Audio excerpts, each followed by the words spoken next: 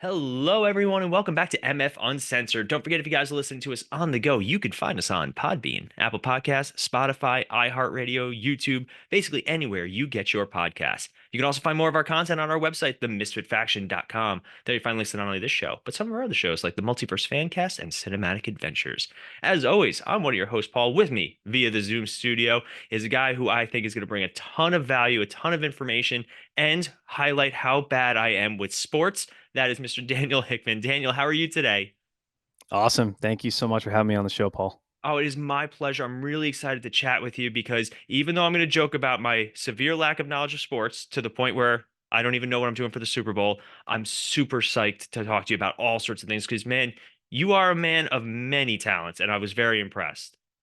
No, thank you very much. And going back to the Super Bowl thing, I'm not a fan. I love to be my biggest fan. And I think that should be for all of us. Instead of following people and their dreams and their successes, we should be dialing and spotlighting what we need to do to be better than yesterday. Man, that's like you're already jumping in with like some solid. I love it, You man. just That's set me up. You teed me up. a teach you too well. Unintentionally too. And if I always say that unintentional teeing is the cornerstone of a good conversation, where you watch so many interviews and like you watch so many videos where it's very like, here's the question that you're gonna get, and here's the answer, like very scripted. And one of the best things about my show, about our show, what we do is nothing scripted, and I love it. Absolutely. I love it. So for our listeners and our viewers, why don't you tell them just right off the bat a little bit about yourself? Yeah. I'm a dad of three girls and grew up in Connecticut. As soon as freshman year happened, I moved to New Hampshire, set up a life there after playing four years of minor league professional ice hockey, and settled down my wife there. And as soon as my child was born, we decided to move to Florida on a whim. That's where I played minor league hockey in Jacksonville. So we were like, hey, well, our kids are gonna. You're a full ride soccer player. I'm a minor league professional hockey player. Our kids are gonna be running out of you. So let's get them out of the sweatpants weather and the hoodies that we hide our bodies where we go to the beach only 1 month a year. Like let's go do something different. And we were the house full of parties and the hosting and so many people, so social, and had a six-figure job. Didn't have to leave. I was third in the company, but like we moved to Florida to start over and start a new life. And that's kind of where we went. But I also have run a dad athlete podcast to help dads take their health back, but also help them elevate themselves to be better than yesterday, like we talked about. I run a physician recruiting company from absolutely anywhere as long as I have internet and silence. I can do that from absolutely anywhere. Um, and that's really there's a bunch of different things, but yeah, that's about it for now. So I love, there's a lot of things to unpack here. I'm super excited to go through it with you. Obviously, first and foremost, you said podcast. I have to address a podcast because we're a podcast. Now, for you, it's about dads taking their physical fitness back. For you, like, how did that start specifically? Super deep. I was a guy I was in shape my entire life. I ended up having my wife get pregnant and I got settled. I got domesticated, drank more beers than normal. Um, Still played hockey, like cardiovascular there. I was there, but when it came down to my aesthetics, so I was losing it like every single day. I didn't even know. I was just hiding it, as we talked about with sweatpants and everything. Um, and then I just focused on building my business from scratch. And that's where I really went downhill because I was eating my emotions and a lot of stress, tons of coffee, late nights, early mornings, working a full time job while I was starting a company. It just tore me apart inside and out, full of anxiety, cortisol. And then I gained about over 40 pounds. And I was a hockey player with like really big thighs. So the muscle of the thighs end up turning into like fat thighs and a big waist. I think it was like a 38 waist on a belt or 40. And I was afraid to tuck in my shirt when I was at work because I was embarrassed in what my torso and everything looked like. So that, I just basically lost myself and I was lost as a man, no longer proud of who I was. I lost my image. I lost my competitive edge. And I want guys to know that they're not alone. And we all go through it. We all fall forward. As long as we fall forward, we're okay with making mistakes. And we're interviewing dads to share tips and hacks and what they're doing. and see how we can help, dads out there that are in the trenches. See, I love it because as somebody that's struggled with his own health and weight, and I've talked about it at nauseum. Nobody wants to hear me talk my story anymore at this point. But I had a similar issue where I was never an athletic kid. That's the joke, right? I discovered martial arts though at the age of 10, which, despite anybody's discussions, it is a sport, it is athletic. It's just not competitive in the way that I was doing it. But Yeah, it helped me find my health, it helped me find my fitness, it helped me find passion. I started running Tough Mudders and Spartans. Like, I love getting in the mud, I love getting dirty. I actually proposed to my wife at the finish line of her first Tough Mudder. So, that is so cool. oh man, well, it's a little selfish, and I always say it because I knew there was going to be professional photographers at the finish line. I That's solid. saved a few dollars, but so for me, health and fitness was always a really important thing. And then I was faced at a crossroads in my life where it was either do job A or job B. Job A was the passion job. It was follow this, like this is the thing that you love to do, and then job B was the huge job security, the pension, the health benefits, the whole nine. And I was like, how can I how can I balance that? The Mm. passion job was martial arts. It was being a martial arts instructor, owning a school and teaching and being active. The other job, less so. But I ended up balancing it to some regards. I took the more secure job because I was just shy of 30 at the time. And I was like, I have $12 in my savings account right now. Like, what am I doing with my life? Like, passion's great. So take that job. I still do teach though. I do private lessons for kids with special needs. It's one of my favorite things in the world. But take this job and suddenly I'm working and same thing. I'm sitting a lot more. I'm leading this lifestyle where I don't have time to eat. So I got to go, what's available? And it's never something healthy. And same thing, man. Like I went from lean and very like in shape to suddenly I was like, I don't like tucking in my shirts still, even though I've switched back. So I love the idea of, recognizing it as an adult male, especially because nobody talks about our bodies like that.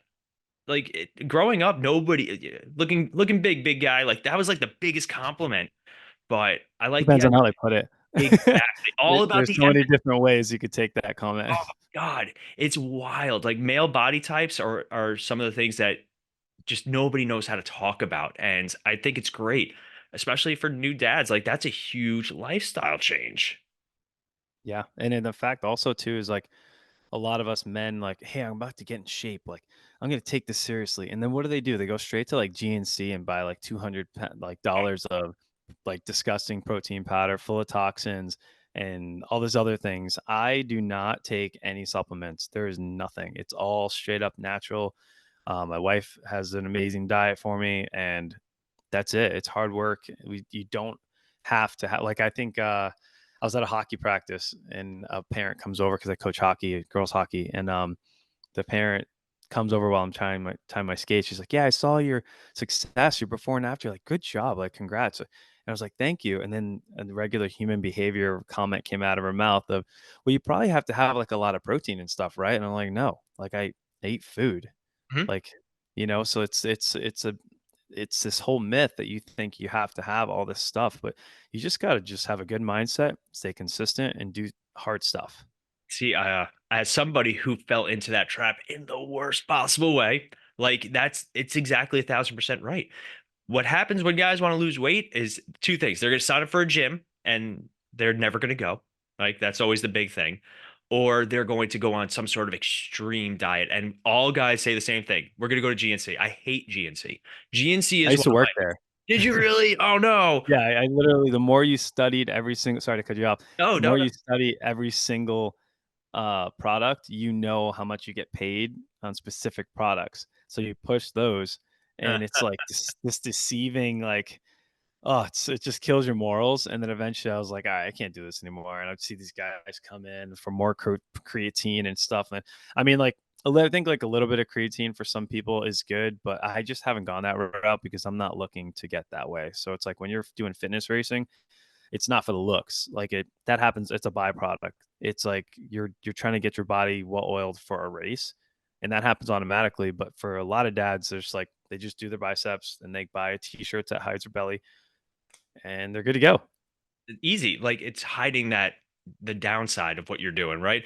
Like I fell into a lot of traps when I first started trying to get fit, and the biggest one was diet, and that has followed me for years. It's something that I actively work on still, and I found myself in a much better place. I do supplement a little bit, but more just for I do a little like I do one protein shake just to curb the hunger during the day because I have a long day. My day starts. I get up at Yeah. 4 o'clock in the morning. I'm at work by 7 because I'm a morning workout guy. I love my morning workout. That's Yes, just get That's way more than a regular person is doing already. I yeah. mean, you're already winning the morning, so you're starting your day by no one bossing you around, and you're doing it your way in your style that you're able to fill other people's cup like you were doing for me and your people that are listening.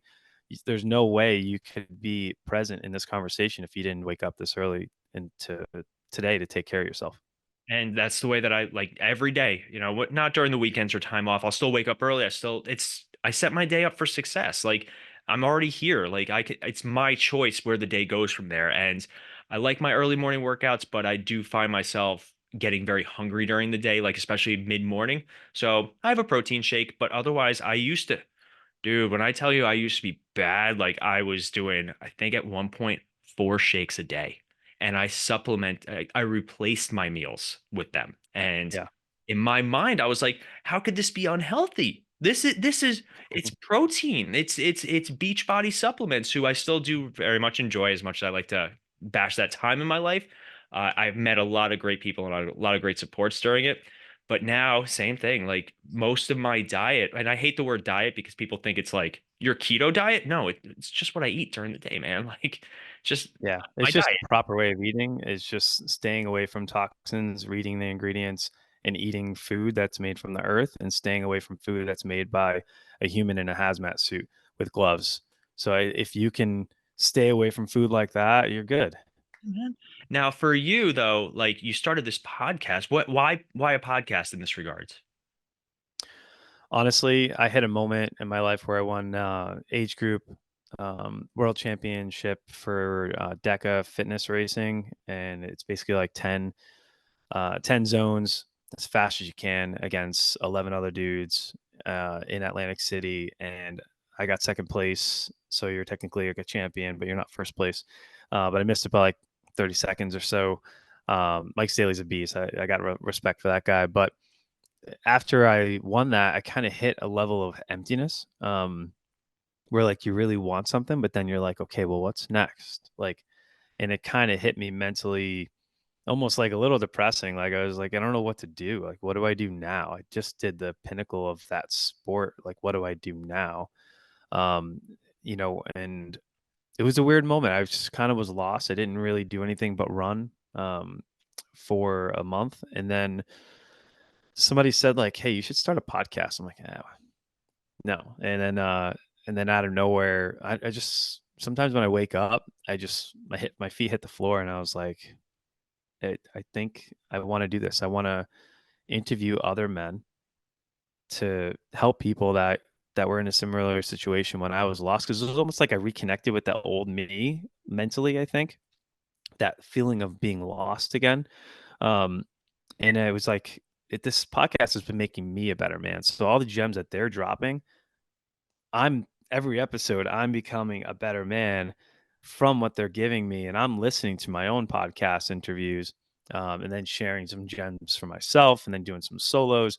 And I mean, from this month compared to last February, I'm just like a whole different man, and it's just great to know if there's so many people out there that are getting a lot out of the podcast. But um, I'm basically doing it to realize that racing is not my legacy. um, Racing is a tool and a stepping stone to my legacy, which is the podcast and leading to being a speaker and then leading into who knows. But I want to be able to help as many men as possible. Um, just not just be competitive, but have a winner mindset in everything they do. Not racing, but as a dad in your business, being a present for your wife, holding the door for her, anything, just being a winner in everything we do every day. I like that a lot, man. Like you sound like the kind of guy that's always working towards something. Like you get a little restless is I think the best way. So I Yeah. Yeah, I can relate because there are times where I get up at 4 o'clock in the morning. I'm down here in our studio just doing work, and I'm just at total peace with whatever's going on. I'm like, same thing. This is what I'm leaving behind at some point, and I love talking Yeah. to people. I love doing interviews. This show actually wasn't even an interview show when it first started. It was purely a Yeah. topical show with myself and the other co-host where we would just shoot the shit. And it just kind of morphed and turned. And suddenly I was like, let's get people on. Let's talk to people. And it exploded out of nowhere. But like it was a wild beginning and it took off running really fast. Now, for you though, when you first started the show, what were some of the challenges that you jumped into? Technology, um, imposter syndrome, um, fear of taking a risk and putting myself out there and vulnerability out there. Um, I knew the idea was great. I threw it by a bunch of people and they were like, yeah, man, that's like no one else is doing this. I love it. And it has like an emotional side to it that you don't really see when you interview athletes. So like, well, how do you train? Or how do you eat? And how do you race? And how do you run? It's like, dude, how do you juggle this, and be a parent? And then they're just dropping gems. Um, but once I got over that, I listened to a podcast that had step by step, and it was like episode 8. They were like, "I want you to go to a recording mechanism and just record." And I was like, "All right, well, if you know me, I'm like pretty prepared. Like I'll have like bullets out. Okay, these are ideas, this and that." I was like, "Oh, let's see what happens." I recorded it and I kept it. And that was my first episode. And then my first interview was my buddy Chris Healy. I thought he wanted to interview me a second time, and you're on the Zoom like this, and he's Yeah. like, "All right, man, I'm ready for you." I'm like, Uh, um, but I'm come from sales and recruiting and relationship building. I literally pulled that out of my out of my butt, like out of nowhere, and it was a good call. And he forced me to get outside my comfort zone because I didn't have to fully like grip the bat too tight. I just got it done. But yeah, those are the toughest parts in the beginning. But now, like you said, it's transitioning where I'm noticing that some of my solo podcasts are getting more listens than the interviews, and I'm like, all right, this is what the people want to hear. So now I'm doing a little bit more. So Yeah, it's funny because for our YouTube channel, we were posting very consistently, but first it was just the audio would automatically get put onto YouTube by our server, which was Podbean, right? So I'd put the episode on Podbean, I'd do all this work on descriptions and this and that, and it would automatically get posted to Podbean, and it would just be a stationary like graphic, and I would get 2 listeners, 3 listeners. And yeah, then suddenly I sat down and I was like, well, I'm doing all this work. How can I optimize it the best? So we ended up putting about 2 months of work straight into YouTube and it exploded. But you know what really was the craziest thing? YouTube Shorts out of nowhere. So like our videos will still get maybe like 50 to 100 listens on average on a good one. And then I uploaded a short, went out to dinner with my wife, checked my phone halfway through, it was like 6,000 views. I was like, what the hell happened? yeah. It's that's the same thing with my stuff. Like a whole hour and 10 minutes interview with the Monster Jam, great clips, guy, and it's like 3 views. But then I post like 15 seconds of me going to a start line of a race. There's like 3,000 views out of nowhere on a short. So it's like I get it, man. I love it though. Like I it's won't understand it, but I'll figure it out one day. and you are the kind of guy that I can tell if you don't understand something or if something's a challenge to you, it makes you attack it even more. Absolutely. Well, I'm also kind of like one step at a time. So it's like if I can master getting like thousands of listens for my podcast, then I think I'll pay more attention to YouTube. But right now, it's just literally just dumping it on YouTube and whatever. I don't even edit it. It's just that's the whole interview. I'm like, whatever. I literally put unedited just so there's real stuff in there. Like I Yeah. have guys like, hold on, let me talk to my wife for a second. So whatever. I think actually for our show, especially going into it unedited, makes it just we don't do a script. We played around with scripts and I always do notes. I like to have notes just as more as a reminder of, hey, got to bring this up, or hey, this was a really good question that I wanted to ask. But when like people are like, you got a script, especially solo stuff, I was like, it's not for me. And Yeah. I'm super robotic. I was in sales too at one point, and Yeah. I You flow. can't read a script in sales. You Oh, have to you have to make it your own. You have to sound like it's genuine. and And that's why, like, I like movies. Like, The Wolf of Wall Street's the best example where they actually show the scripts that they have to read, and I remember getting into a fight with a guy from Verizon over the phone, and Yeah. I know like it got I'm a very nice person, but I got to a point where I wasn't a nice person. And I hope if he's out there listening somewhere, he accepts my apology one day. But at one point, I said, please stop reading from your script. I know that you're reading this because I'm saying this. Please just give me a supervisor. And he was dumbfounded. He was like, I was like, I did sales. Please, please. No. I didn't handle that in my role play. Yeah.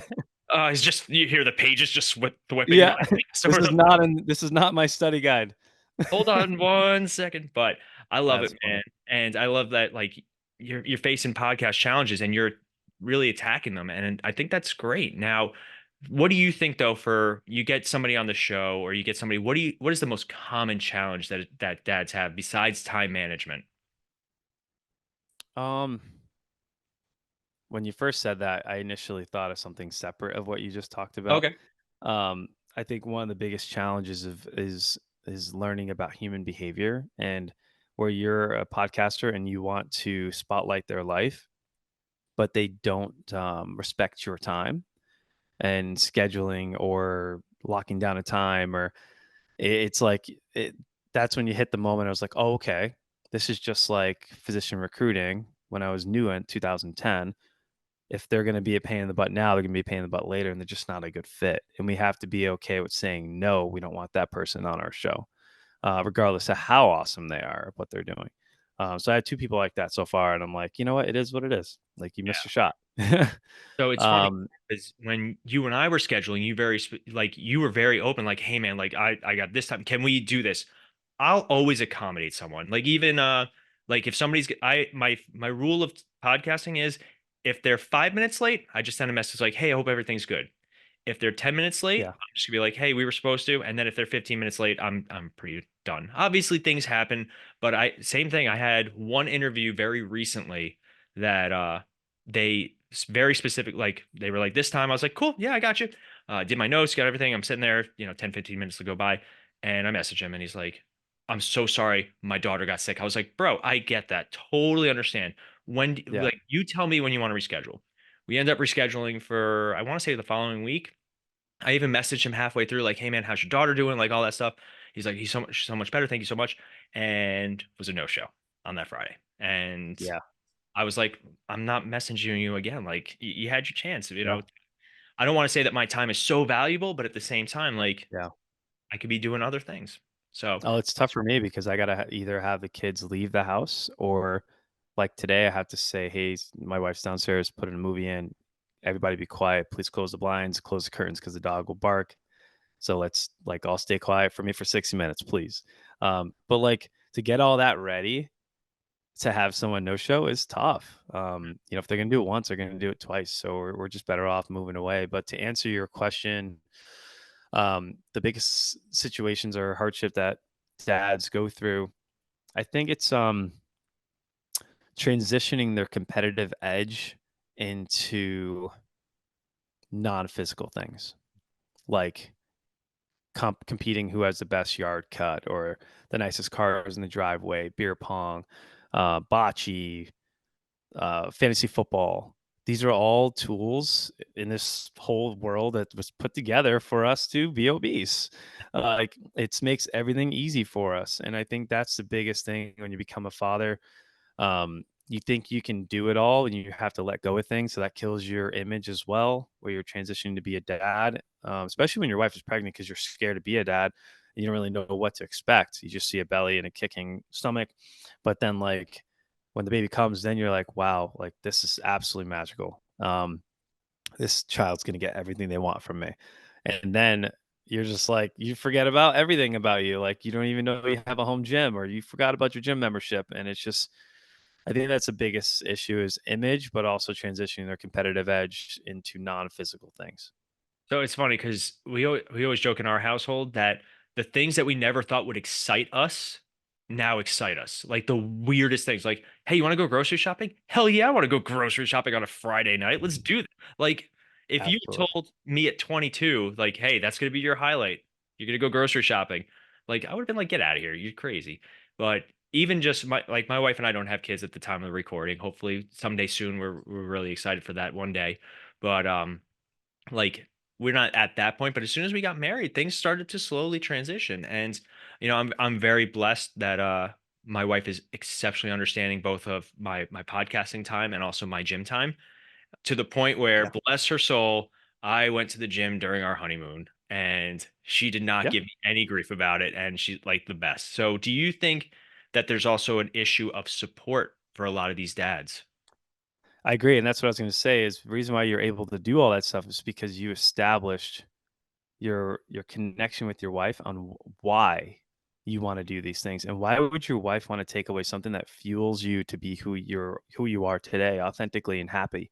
Like, why take that away from someone?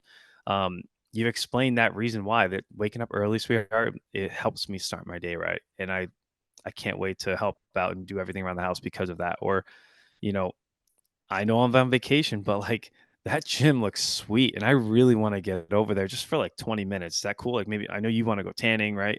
And you don't want me to get in the way. Like, I can set you up, and then I can go to the gym real quick. What do you think?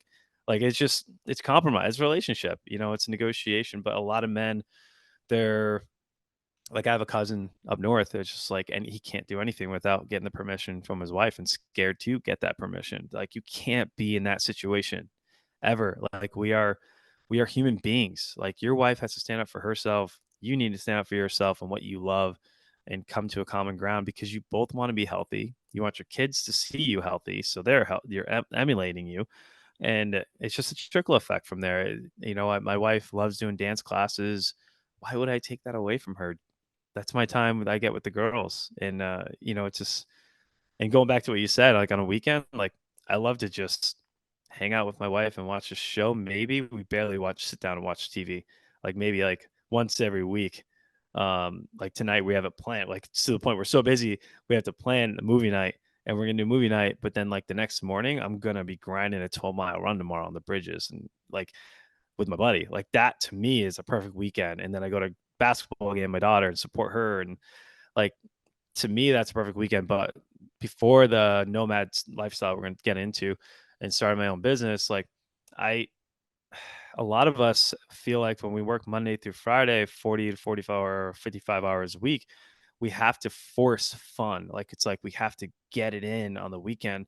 But on top of it, we have to do the lawn. We have to take the kids to a million little birthday parties. The more you live in a planned community, the more birthdays you're going to have that you got to go to some random John's house. You don't want them there in the first place.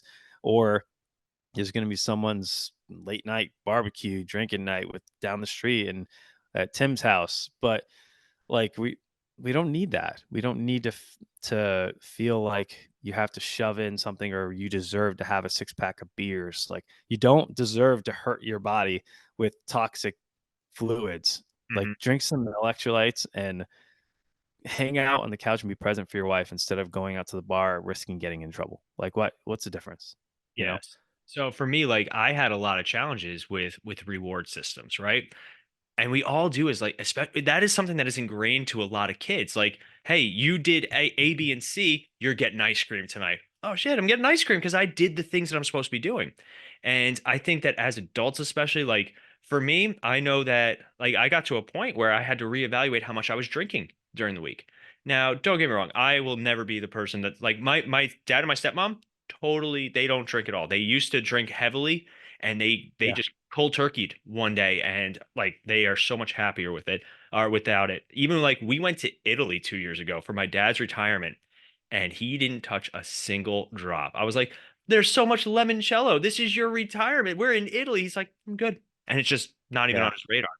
And to the point where my wife and I, we during the weekends we'll try and enjoy ourselves a little bit in that regards, but it's all about that balancing act. And I always say your body's like a car. If you put the wrong fuel into your body, your car's Yeah. not going down the hill, much less driving 100 miles. So I love the idea of not forcing like that idea of fun. Like I did this, this, and this, so I deserve this. I like that you're kind of attacking that a little bit. Yeah, like, you deserve to be hungover tomorrow morning when your kid needs to go to T-ball and you have to go mow your lawn and your mother-in-law's.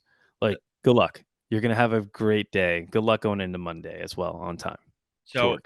part of my job is I'm involved with a high school, and you will see parents at some of these games with their coffee cups and they're drinking. I'm like, what are you doing? Like, get Living it. life, living life. Like if you're having that much trouble just coping, like I feel bad. Like I'm like, what? Yeah, Like I love sometimes just sitting in silence with my wife while we're each doing our own thing. Whether she likes to read, so she's reading, or I'll be like gaming. Sometimes we'll do both together. It's the happiest moments of my life, and it's like just because we're together and we're not forcing anything.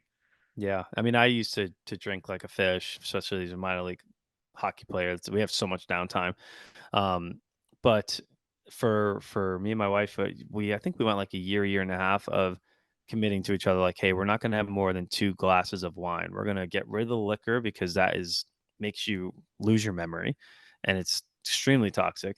And then we're going to get rid of the beer because I have a wheat allergy that when I drink it, I would feel like bloated and gassy every single time. But I still did it because that's what you got to do, man. With the boys, you got to have beers. Um, and I would sacrifice my digestive system just to fit in. That's what we do, right? Um, but then one of our friends was pregnant, and she was like, "Hey, I challenge you guys to not drink for 9 months with me." I was like, "Sure." 9 months turned into a year, 2 months. I mean, 2 years, 3 years, 4 years. I haven't had a drop, and it's just totally everything has up leveled for me. Um, I just like I don't need it. Different strokes for different folks. But if you're gonna have a couple drinks with your wife, great. You can't get in trouble. You're with her. Yeah. Oh yeah. you know, if you're going on a golfing trip with the boys or a bachelor party, like you're better off just not drinking at all. Oh yeah. Nothing will good come out of that Oh, at all. I'm with you. There have been many days where I was like, "What did I do?" Like I had so much fun last night, but today I'm paying for it, and Yeah. I don't ever like the only time I like to do something intense and pay for it the next day is when I'm sore after a good workout. Then I'm like, that's the kind of trade off that I like in my life personally. Yeah. I mean, whatever works. It's whatever it is, it's working, right? Yeah, So man. it's So good. one of the things that you mentioned though just recently is having a nomad lifestyle. So I'm sure there's at least one listener or one watcher going, "What is he talking about?" So why don't you explain the nomad lifestyle? So it's there's different levels. So for us, like we're kind of on the lower end of nomad life right now. We're a little more centered. But there was a time we were triggered by trauma and grief. We lost my mother-in-law, and we already had a cruise booked shortly after that, and we decided to still go and travel. It's like travel kind of helps us to clearly think and really figure out what we want in life. Even before that, we went on like a Miami trip to see a speaker at a retreat there for 2 days, and even that drive home was just memorable. Like just having that moment, just me and her, no kids at my parents' house and stuff. Um, but then after that, we decided just to sell our house um, and sell her house as well. And then we moved to the beach in a like a unit house where there's like 2 units. We went from a 5 bedroom house in a cookie cutter neighborhood to like a small little old apartment, but it was overlooking the ocean. So it's like we got the ocean. Basically, we were living with the ocean, which was cool. And then we ended up moving more south to a different place along the beach. And then after that, we moved closer to where we used to live to see if we missed that plant community area. And we stayed there literally, it lasted like 6 months and we were out. We sold everything. We put a bunch of stuff in storage. We moved into a 40-foot RV and we decided to say, you know what? We don't live anywhere. We are traveling the country.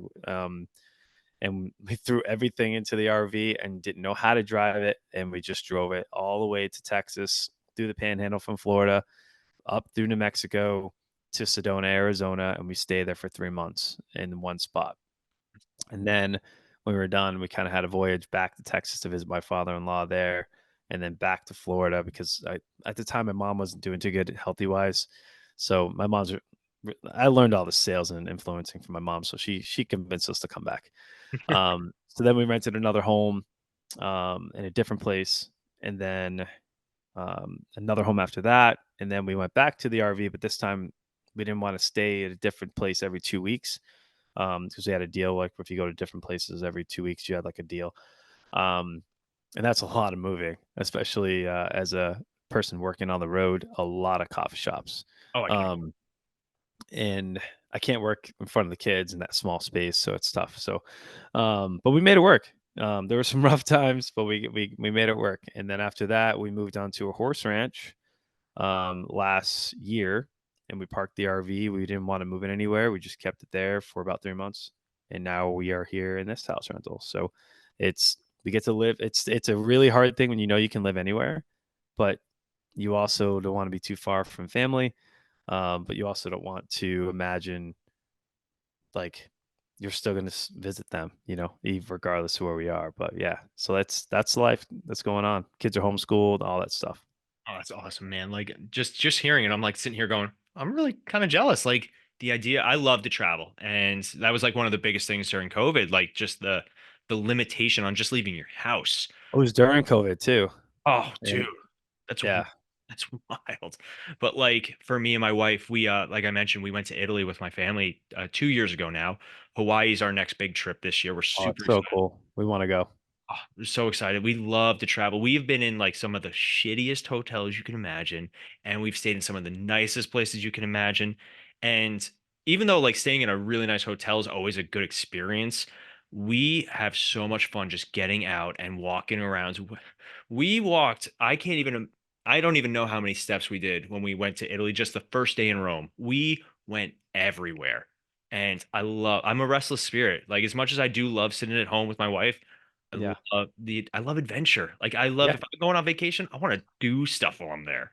Yeah, we only have one life, so live it up best way we So can. for you though, like you're into business, you're into sports. Like what are you doing right now?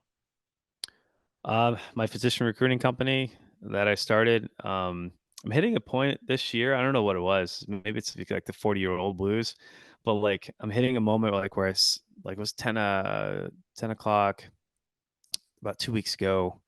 My wife asked me to go to my daughter's ballet. It was her third week. She was like, "Yeah, she's doing really good."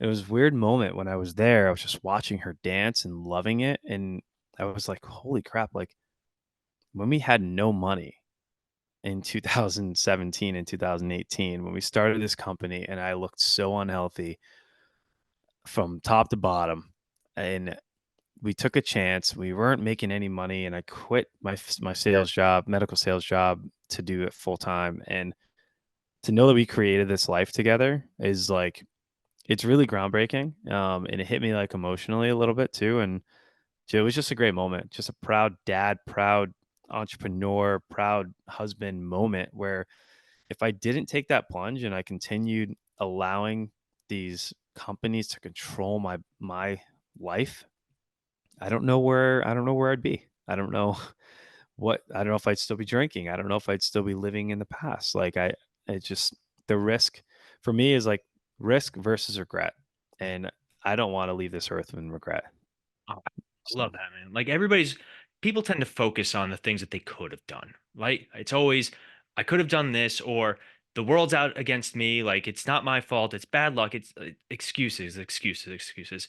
I, my biggest goal in my life is to be on my deathbed, look over at my wife, hopefully, and just be like, hey, we kicked ass. Like we did it. yeah, Like the stories, the life, that's the legacy too. Like what did you do on this planet?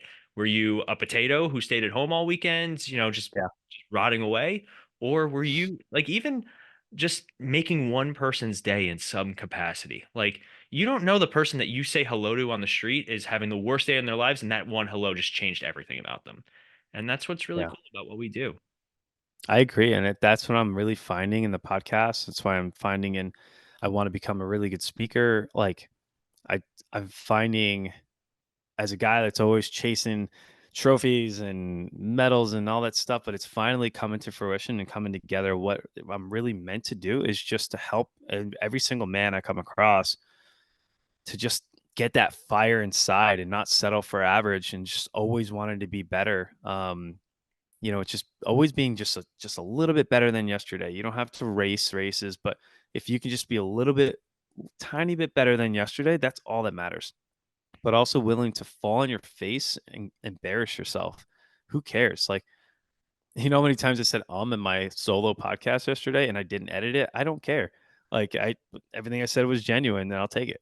It's I guess you have to just be okay with being okay with falling in your face, but it's a cyclical cycle. Like it's a really good one. Like you take massive action and then you study yourself and you realize your SWOT analysis of what you got going on.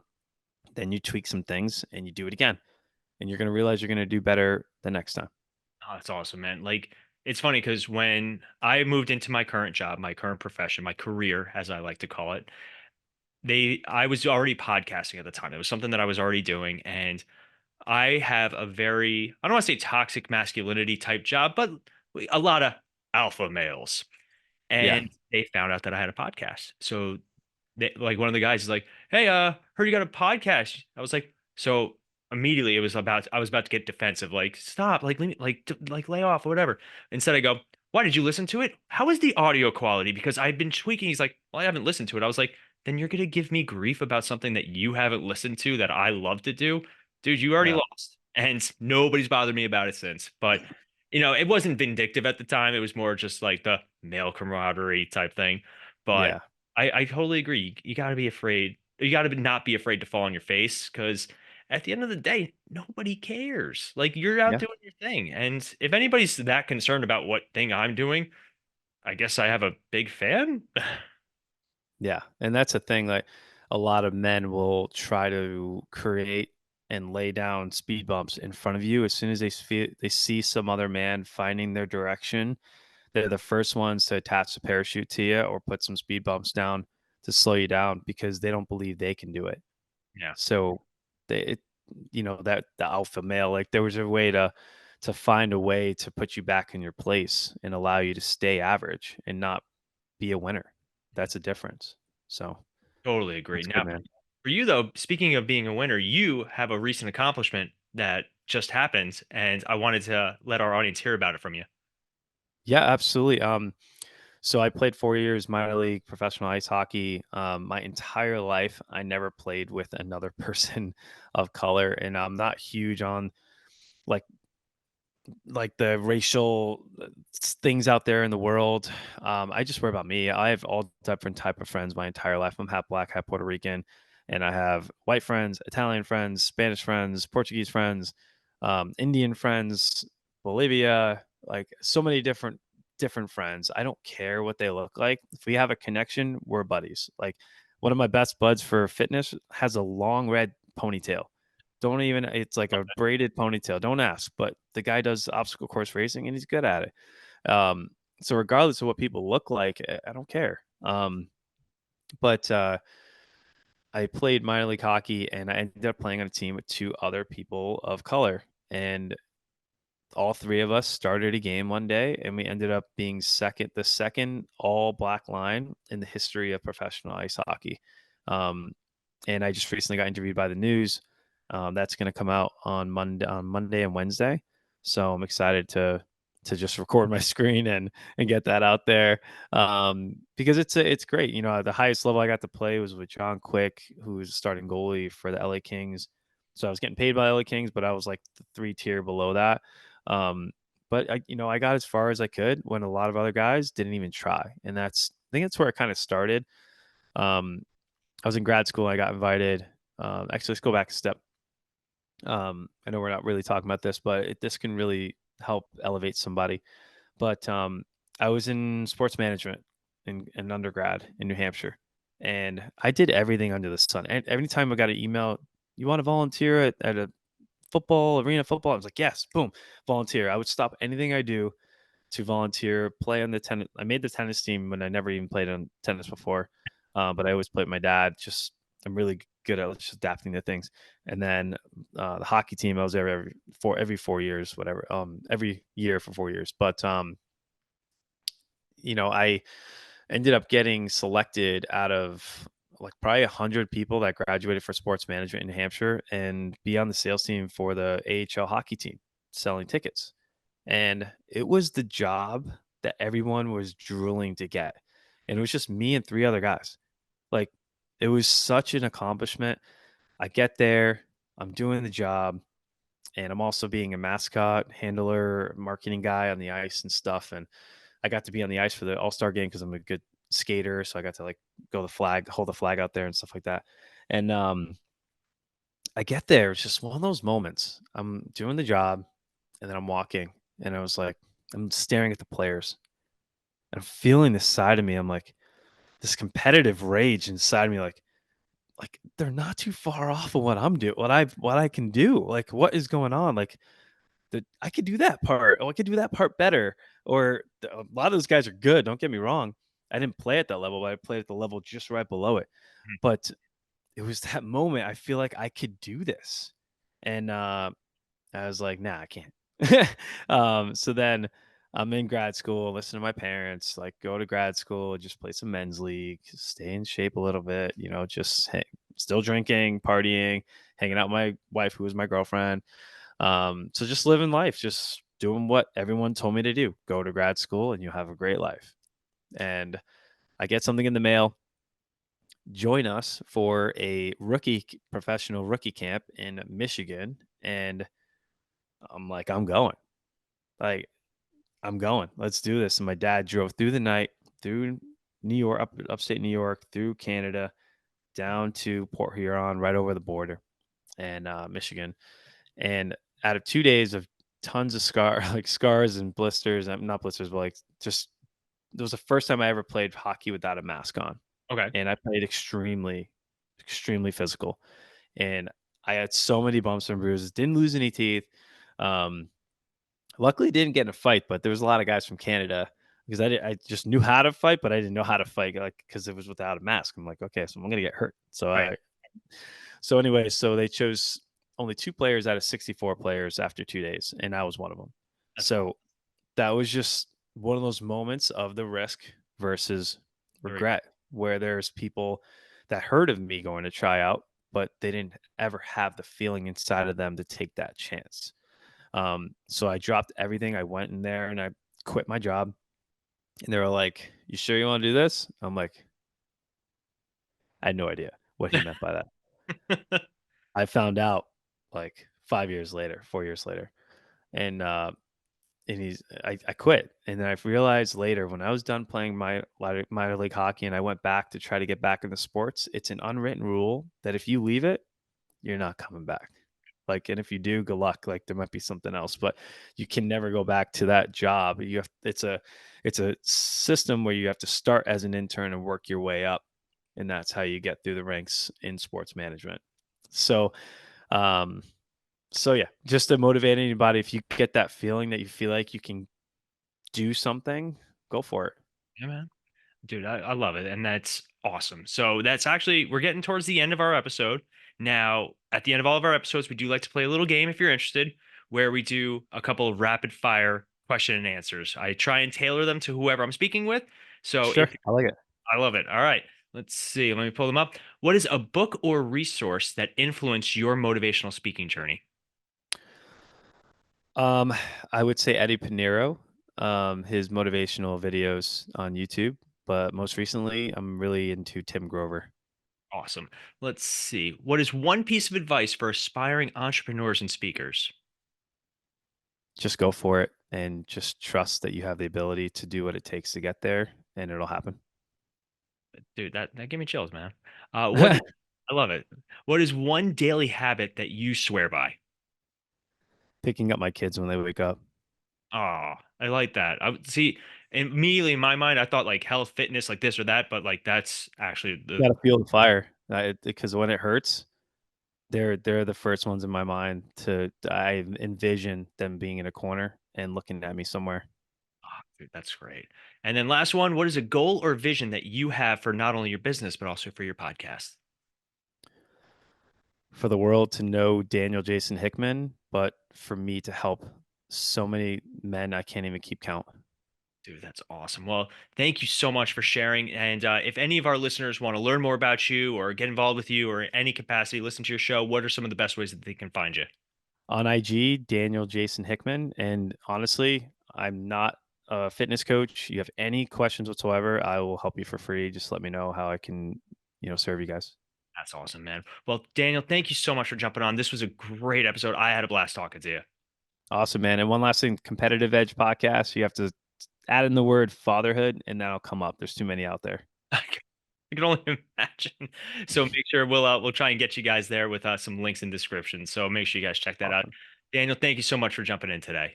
Hey, thanks, Paul. Great podcast too. Good job, man. Thank Thanks, you. man. You take care. See ya.